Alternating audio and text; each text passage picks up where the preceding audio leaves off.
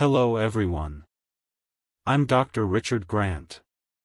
If you want blood pressure like this steady, calm, and right where it should be, I can show you how to get there. Most people think blood pressure is only about cutting salt or taking medication, but the truth is, there are 5 nutrients that are absolutely vital to keeping your blood pressure in a healthy range. Now, yes, you can get these nutrients from food. In fact, that's the best way. But the problem is, most people today simply don't eat enough of the right foods.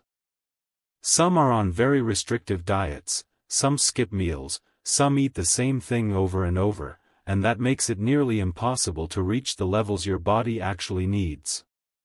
So let's walk through these 5 nutrients, one by one, and I'll explain not only why they matter, but also how much you need, what foods they're in, and what I personally recommend after decades of working with patients. The first one is potassium. Now, potassium is not optional, it's essential. It's like the counterbalance to sodium. Sodium pulls water into your bloodstream, raising your blood pressure. Potassium pulls it out, helping the kidneys flush excess fluid. Without enough potassium, your blood pressure will almost always trend higher. Here's the shocking part, only about 1.4% of Americans are actually getting the recommended amount. That means over 98% of people are deficient every single day. The target is around 4,700 milligrams daily. To put that in perspective, one medium banana has about 400 milligrams, a baked potato with the skin has about 900 milligrams, a cup of spinach has around 800 milligrams. So even if you eat those in one day, you're still only halfway there.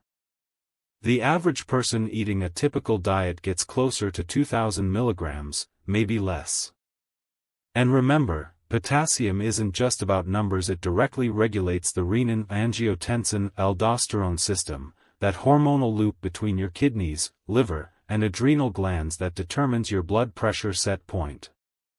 If potassium is low, the body responds by tightening blood vessels and holding on to fluid, both of which raise pressure. In fact, many common blood pressure medications, diuretics, ACE inhibitors, ARBs, work in part by trying to conserve potassium. That should tell you how powerful this mineral really is.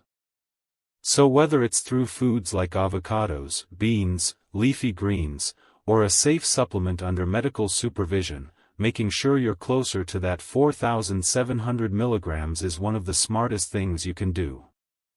The second nutrient is magnesium. Magnesium is like nature's relaxant.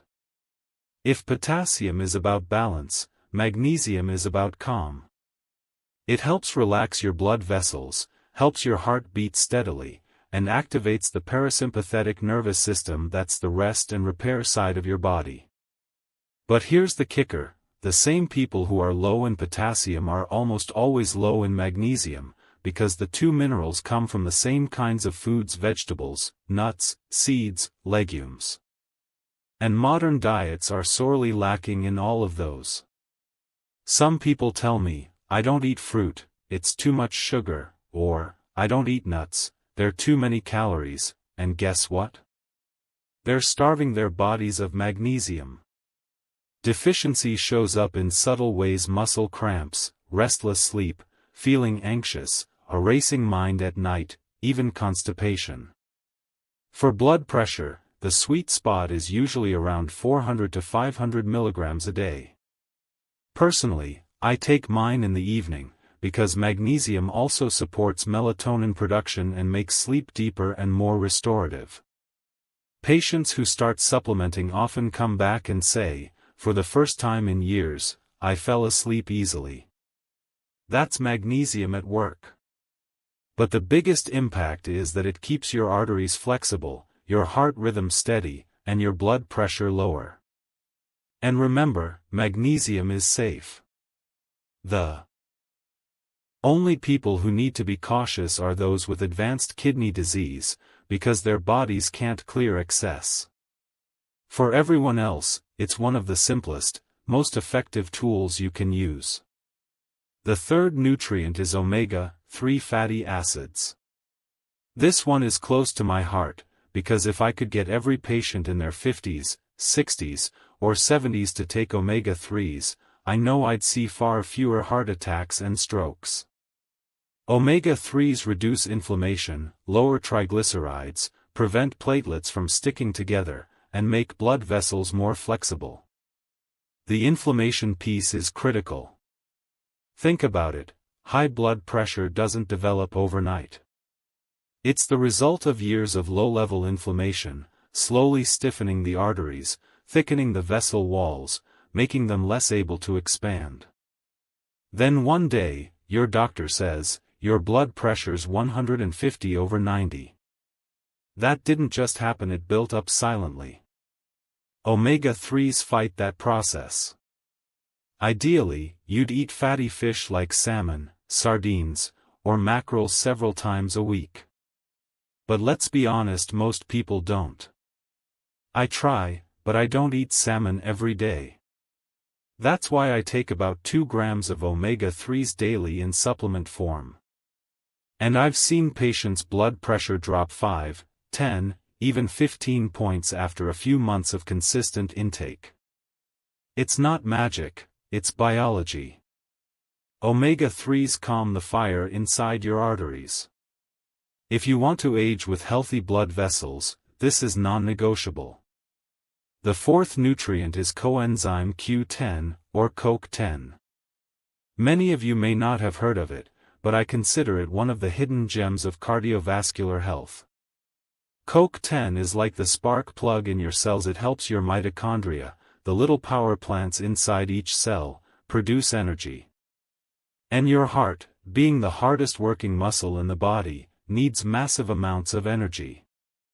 Several well-designed studies have shown that CoQ10 supplementation can reduce systolic blood pressure by an average of 10 to 17 millimeters of mercury. That's as effective as some first-line medications. The problem is that your natural production of CoQ10 declines with age, especially after 50. On top of that, if you're on a statin medication for cholesterol, and millions of Americans are, those drugs block the very pathway that produces CoQ10.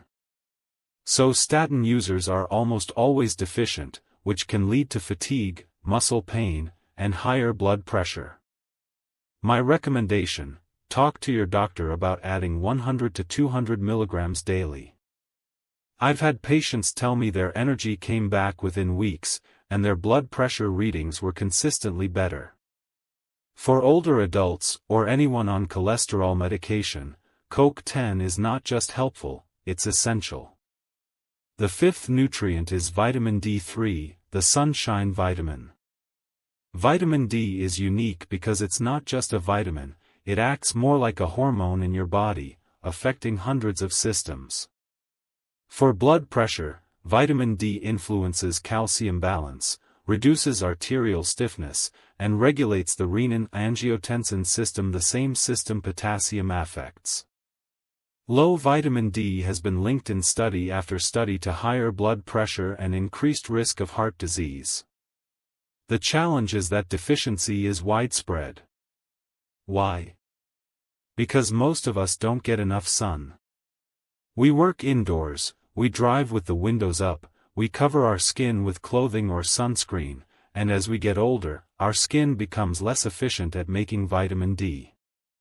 Even people living in sunny states like Florida or California can be deficient. The best way to know is through a blood test. You want your vitamin D levels in the range of 40 to 60 nanograms per milliliter for optimal cardiovascular health.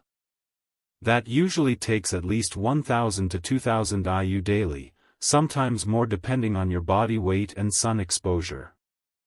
I test my patients, and I can tell you that when we get them into that optimal range, their blood pressure readings almost always improve. So let's bring it all together.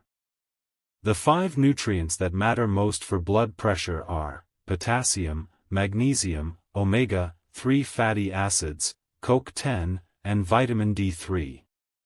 Each one works in a slightly different way. Potassium balances sodium, magnesium relaxes vessels, omega-3s calm inflammation, CoQ10 fuels your heart, and vitamin D regulates your hormonal systems. Together, they create a powerful shield against high blood pressure. Now, can you get them all from food? In theory, yes. In practice, most people don't. That's why supplementation, when done wisely, can be life-changing. Personally, I take all 5 of these daily, because I know my diet alone won't cover everything. And I encourage my patients to do the same, not blindly, but thoughtfully. Track what you eat, get your blood levels checked where possible, and then fill in the gaps. If you'd like, I'll put links below to the specific supplements I use, including magnesium blends, high-quality omega-3s, and CoQ10. But remember, always check with your doctor first, especially if you're on medication. Supplements are tools, not substitutes for medical care. If you want a complete step-by-step guide to lowering your blood pressure naturally through diet, exercise, stress management, and supplements, then click this box right here on the screen. It's my full program on how to take control of your numbers without guesswork. And while you're listening, enjoy the music in the background. That's Vivaldi. Beautiful, timeless, and just like these nutrients, it keeps the rhythm of life steady and strong. Stay healthy, take care of your heart, and I'll see you in the next video.